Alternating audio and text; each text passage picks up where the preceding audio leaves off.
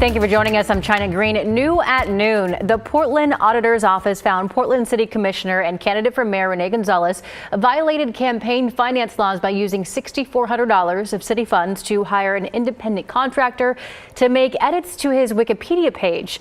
The Auditor's Office had previously determined that there was, quote, insufficient evidence to find a violation. But after new evidence, they reopened the investigation and announced their redetermination today. The Auditor's Office said that Gonzalez could not provide a reason explaining how the edit pertained to city business, and added that Gonzalez interfered with their investigation by misleading the office about a key document and attempting to apply pressure to the Auditor's Office and its staff. In a statement to KGW, Gonzalez said in part, quote, "There's a clear conflict of interest in the Auditor's Office. We are confident that voters will see this for what it is, a distraction from the important work we need to do to move forward in Portland." According to the Auditor's Office, Gonzalez's campaign must pay a fine of $2,400, which will be deposited into the city's general fund.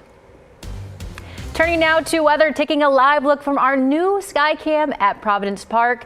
Going over to Rod Hill now. It was a wet morning. Is it going to be a wet afternoon and evening? Well, first off, China, I think we'd pick a prettier day to debut the new camera, but it is what it is, right? It's Portland. Yeah, we've had rain move across the city in just the past hour, and the rain forecast is still calling for numerous showers overall through your afternoon. So keep the rain jackets up. I think if you're outdoors for, say, an hour at any point this afternoon and you don't have a passing shower, you should consider yourself to be lucky. There's still a disturbance offshore that is on time to come in around 4 o'clock or so. So between now and 4 o'clock until that passes, absolutely, we're expecting a good bit of showers. Here's the radar right now.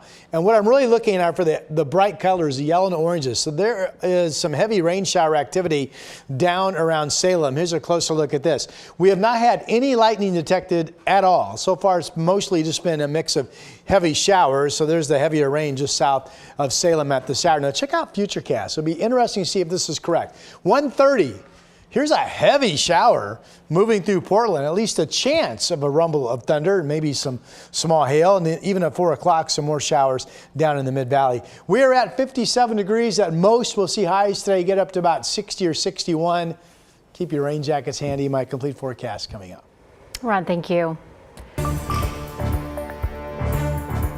Police are investigating a fatal hit and run that happened near Menlo Park Elementary in Northeast Portland just after 2:30 this morning.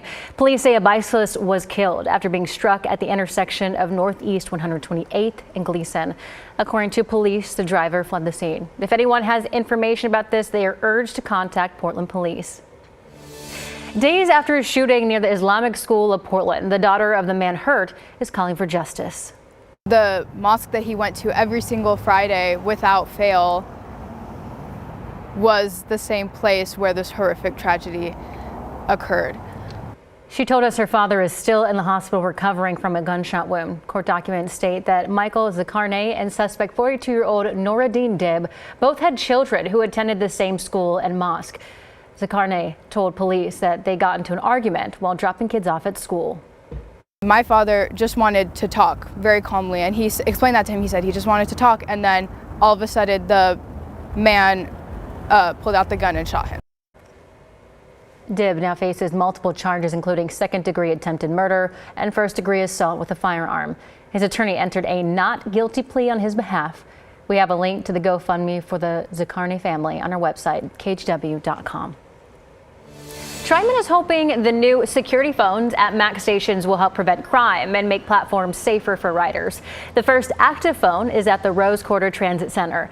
The bright red tower is easy to spot, along with the blue light on top. It's also equipped with a security camera. So when you pick up the phone and press the button, you'll get TriMet security staff. And TriMet hopes that riders will use the phones to report suspicious behavior and petty crimes like graffiti or vandalism. Hurricane Helene has forced some hospitals in our area to reschedule surgeries due to shortage of IV fluid. Hospitals across the country and the Pacific Northwest have been affected here. So you may remember the hurricane stopped production at Baxter International's facility in North Carolina. And as a result here, Providence hospitals say they are conserving their current supply and using alternative fluids when appropriate. Now, OHSU says it had to reschedule some non-urgent elective procedures. State health officials say that they are also keeping an eye on things. OHA is working with hospitals very closely around the state to connect them for mutual aid. And mutual aid is a process by which hospitals and other health facilities share supplies and resources in times like this. Providence and OHSU both say patients will be notified directly if there are any changes to surgeries. In Washington, the U.S. Navy has identified 2 service members who were killed in a jet crash near Mount Rainier last week. Lieutenant Commander Lindsay Page Evans and Lieutenant Serena Nicole Wildman were both assigned to the Electronic Attack Squadron 130. They died when their aircraft crashed in a remote terrain on October 15th. The cause of the crash is still being investigated. The Navy and National Guard are now working together to locate their bodies. Also in Washington, an investigation is underway after health officials reported what they believe to be the first human cases of avian flu in the state this year. 4 workers at a commercial egg farm in Franklin County are presumptively positive. Those workers reported mild symptoms and were given antiviral medication. Test results have been sent to the CDC for confirmation. It was a short trip for one Alaska Airlines flight on the way to Orlando, Florida, after the plane hit a bird shortly after takeoff. The airline says that it happened just before 8 yesterday morning. The pilots were able to safely land back in Portland, and passengers were put on a different flight. The aircraft was removed from service for inspection. Boeing is reportedly exploring the sale of some assets to bring in much needed cash amid the machinist strike.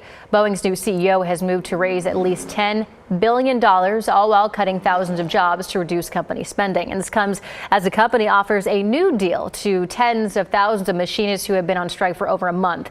On Wednesday, thousands of workers will decide whether or not to approve this contract.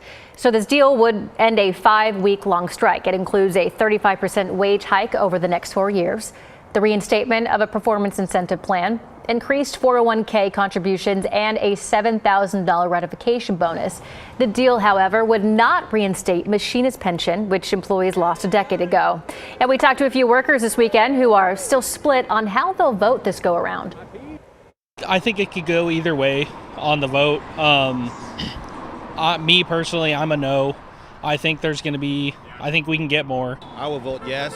What you lose, you can't get back. Boeing says that they look forward to the employees voting on the negotiated proposals. Again, that vote is scheduled for Wednesday.